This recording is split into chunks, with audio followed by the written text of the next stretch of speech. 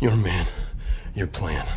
Do I really look like a guy with a plan? So what's going on? Well, essentially I wanted to do a series on YouTube videos on Season 8 for obvious reasons, but I wanted to be a little bit more analytic than other people, so of course I'm going to be covering, and I myself agree with this, kind of rage style videos, looking at the faults and flaws of Season 8. And that'll be the major tone, but I will try to be devil's advocate and be fair to both sides. And one way to do this, it may seem a little weird methodologically, is to just kind of use Joss Whedon as a midpoint. Because if I kept going back to comparing this stuff to George Martin or the book, it would get really tiresome, because I think we all know what's going to keep happening is that, yes, Dan and Dave are not as good as writers as George Martin or Stephen King. So kind of using the best examples of writing, contrasting it to the worst, would be pointless. It would be a blowout every time. I mean, I could even compare George's scripts to their scripts, because he's done television work and he's done film work. So it's like, what would be the point? What would be the point of dredging up Beauty and the Beast scripts? Because we know what's going to happen. He's still going to win. So I think with a fairer comparison will be to use sort of Joss Whedon in the MCU as well as Star Wars. Now, believe me, I get it. Some subscribers have no interest, zero interest in the MCU or Star Wars. They regard it as juvenile garbage, and they will look at Game of Thrones as a great alternative to that. I hear that, and I sympathize with that completely. However, the YouTubers I will be looking at, like Mauler, PSA Stitch, and others, do use that. They use that a lot. I will forewarn people that it's not always positive. So, for instance, Mauler's pretty negative towards the sequel trilogy, but he likes the prequels. PSA Stitch is more consistent. He doesn't like the prequels, and he doesn't like the sequel trilogy. But he's willing to give some points to each one, but he's very negative towards both of them overall. So again, when the references occur to these things, whether Whedon or the MCU or Star Wars, it's not always going to be positive. It's going to perhaps sometimes be very negative. I will also try to, use much more literary people like Just Right or Lindsay Ellis. They have also given videos on Game of Thrones. They're a little bit more literary or writer-oriented, so hopefully I'll run the gamut. However, I want to put special emphasis on Mauler because I promised to do videos on him. If you know my content, I've been very critical of his Star Wars work and very harsh, so I'm not going to apologize for that, but I think people would be shocked that if they saw those videos. I'm going to be fairly positive towards his Game of Thrones videos because I think those videos were much more accurate and spot on. But following the theme of my more critical videos, he does make tons of mistakes because he is a dedicated fan of the show. There's no doubt about that. But he clearly doesn't know the books. And even with the show, he's kind of wrong in some places. Some of them are a little small in nitpicks. They're not major things, but then he does get major issues wrong. And for me, it's sort of like the better way to look at D&D is to be accurate in criticism. A good case against them, we don't want to lean on inaccurate criticisms. And they happen. So even though PSA Stitch and Mauler and others, Just Right, do give very solid criticism, sometimes they make major mistakes. They also make minor mistakes, and you're like, well, that's not good if your own case is built on them making major and minor mistakes. I mean, that's a lot of what these videos keep covering, is that D&D made a ton of major and minor mistakes just in their writing and contradict their own scripts and contradict their earlier seasons. They even contradict their own mythology. So it's not going to be good if your video is full of contradictions, because now we're going to end up kind of evening out. So I do think, I understand they're coming from a good place, and a lot of them have legitimate anger as well as issues. But I think even so, we want to keep focused. So I think I'll just use Whedon as a kind of secondary intermediate figure. If George is kind of like the king of all writers, I think Joss, because he's very prolific as a television writer, will serve as a kind of good middling guideline.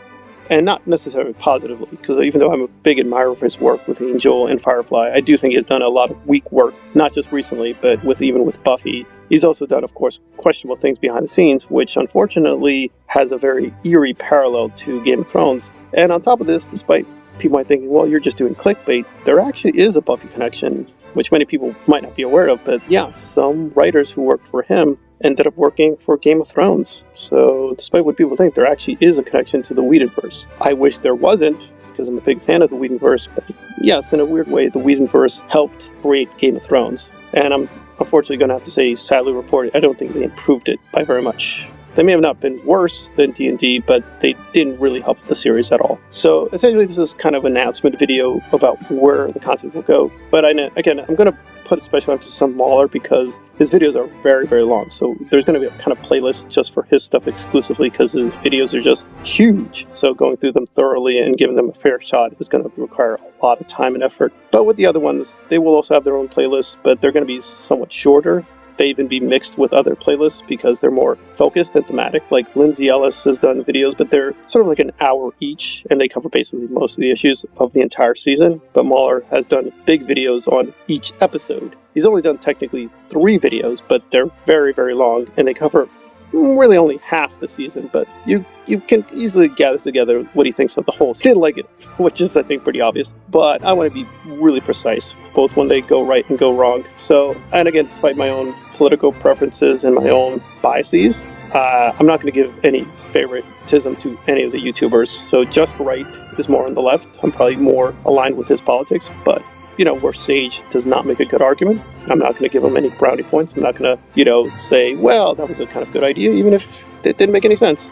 I'm not going to do that. If I'm going to judge the videos on their own merits and how they help us or do not help us to understand Game of Thrones. And a lot of them do not, frankly, help us because they're very ignorant of the books as well as ignorant of George Martin, so how much they're helpful. But we're never going to know unless we look at them. So they will be mostly serious kind of videos, but I think I want to forewarn people, some of them will just be pure comedy because, let's be honest, some of the decisions at the end of the seasons were so weird or bizarre. Like season 7 and 8 are just so strange in many ways that really the only rational response is just to laugh at them because there's just no point in even analyzing them because they're just so dumb. So certain aspects of them, and I'll forewarn, like one of the videos will be more parodic or more comedic because there is not much left. There's really nothing analytic to go through. There's really not much merit to their arguments. There's not much merit to their writing. So I will be trying to be fair and devil's advocate. I'm not completely blind and stupid. Like when they do some things that are so beyond pale, like the most obvious one being like Starbucks coffee. Like there's really no point in even trying to engage with the devil's advocate argument because what would be the devil's advocate argument? Like, oh, it works in the universe, or they ran out of time, or they didn't have the money, or those are just ridiculous, impossible arguments. They just got lazy. They just didn't care.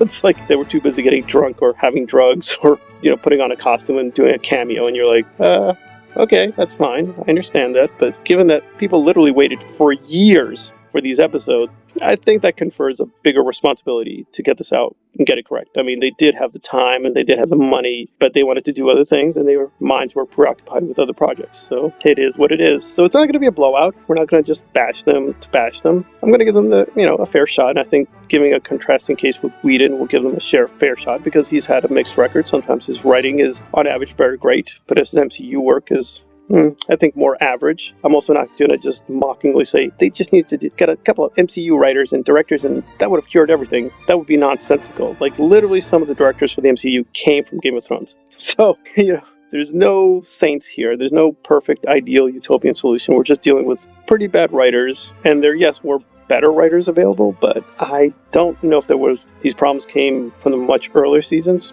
which still have some decent content, like seasons 5 and 6, I think still have some good things, although there's a lot of terrible things in those seasons, and they set up the later seasons. But there was kind of like a point of no return after, I think, season 5. But there it is. I mean, they had a shot in kind of reversing course and moderating themselves, and they just didn't. They just decided to destroy George's vision, and we're still trying to figure out why or what they were up to, and we're still investigating. So all we can do is pick up the shard. But I'm not going to play favorites with George Martin either because we don't know. I mean, one of the reasons I don't think he's stuck up for the fans is because probably these are the final plots of the books, and we're not going to know for sure for a couple of years. But if these stories we got with season 7 and 8 are basically his vision, that's going to be disappointing. It's going to be like, well, we had a couple of good seasons at the beginning, and we had a couple of good books at the beginning of the series, but very disappointing. But we can never take away he did some great writing. He gave some great television. He really gives a great creative vision. We have really great characters, really great thoughts now, really great lines of dialogue. We can literally pick up a little book with Tyrion's sayings that would have been possible a couple years ago. So, I take the upside. We at least got some good stories. Wish they had better endings, but it could just be season 7 and 8 is just a foretaste of how bad things are going to get. So, but we'll see. All right. So hopefully will join me for these various playlists. I will try to get them out as soon as possible. But like anything else, good stuff takes time. All right. Thanks for listening.